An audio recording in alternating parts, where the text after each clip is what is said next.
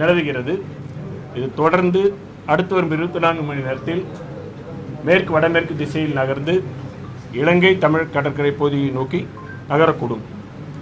இதன் காரணமாக அடுத்து வரும் 4 தினங்களுக்கு தமிழகம், புதுவை, காரைக்கால் பகுதிகளில் அநேக இடங்களில் லேசானது முதல் மிதமான மழை பெய்யக்கூடும். கனமழை பொறுத்தவரையில் அடுத்து வரும் 24 மணி நேரத்திற்கு கடலூர், மயிலாடுதுறை, காரைக்கால், நாகப்பட்டினம், திருவாரூர், தஞ்சாவூர் ஆகிய மாவட்டங்களில் ஓரிரு இடங்களில் கனமழைக்கான வாய்ப்பு இருக்கிறது. நாளை டெல்டா மாவட்டங்கள், கடலூர், காரைக்கால் ஆகிய மாவட்டங்களில் ஓரிரு இடங்களில் கன முதல் மிக கனமழையும், திருவள்ளூர், சென்னை, காஞ்சிபுரம், செங்கல்பட்டு, விழுப்புரம், கள்ளக்குறிச்சி, அரியலூர், சிவகங்கை, ராமநாதபுரம் ஆகிய மாவட்டங்களில் ஓரிரு இடங்களில் கனமழைக்கான வாய்ப்பு இருக்கிறது. 12ஆம் தேதி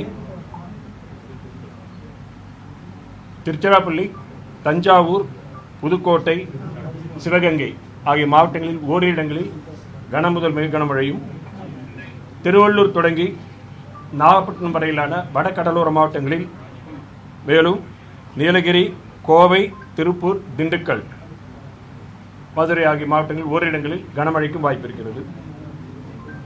13ஆம் தேதி தென் தமிழக மாவட்டங்கள் மற்றும் மேற்கு மலை தொடர்ச்சி ஒட்டியுள்ள மாவட்டங்களில் ஓரிரு இடங்களில் கனமழைக்கான வாய்ப்பு உள்ளது. மீனவர்களுக்கான எச்சரிக்கையை பொறுத்தவரையில் குமரிக்கடல், மன்னார் வளைகுடா, தமிழக கடற்கரை பகுதிகள், தென்மேற்கு வங்கக்கடல் மற்றும் தென்கிழக்கு வங்கக்கடல் பகுதிகளில் சூறைக்காற்றானது மணிக்கு 35 முதல் 45 கிலோமீட்டர் வேகத்தில், அவ்வப்பொழுது 55 கிலோமீட்டர் வேகத்தில் 13ஆம் தேதி வரை வீசக்கூடும் என்பதால் மீனவர்கள் இந்த பகுதிகளுக்கு செல்ல வேண்டாம் என்று அறிவுறுத்தப்படுகிறார்கள். வடகிழக்கு பருவமழை பொறுத்தவரையில் தமிழகம், புதுவை, காரைக்கால் பகுதிகளில் கடந்த அக்டோபர் 1 முதல் இன்று வரையிலான காலகட்டத்தில் பதிவான மழையின் அளவு 45 சென்டிமீட்டர். இந்த காலகட்டத்தின் இயல்பு அளவு 40 சென்டிமீட்டர். இது இயல்பை விட 14% அதிகம். தற்பொழுது வரை 22 மாவட்டங்களில் இயல்பை ஒட்டியும், 15 மாவட்டங்களில் இயல்பை விட அதிகமாகவும், 3 மாவட்டங்களில் இயல்பை விட குறைவாகவும் மழை பதிவாகியுள்ளது. ஓகேங்களா? ஸோ காற்றழுத்த தாழ்வு பகுதி இருந்தது, இப்போ வெல்மார்க் லோ ப்ரெஷர் ஆயிருக்கு. அவ்வளோதான். வெல்மார்க் லோ ப்ரெஷர் ஸ்லோவாக நகர்ந்துருக்கு. ஸ்லோவாக தான் நகரும். மெதுவாக இருக்கக்கூடிய சூழ்நிலை தான் இருக்குது. இப்பொழுது நிலையில் மெதுவாக தான் நிகழ்ந்து இருக்குது.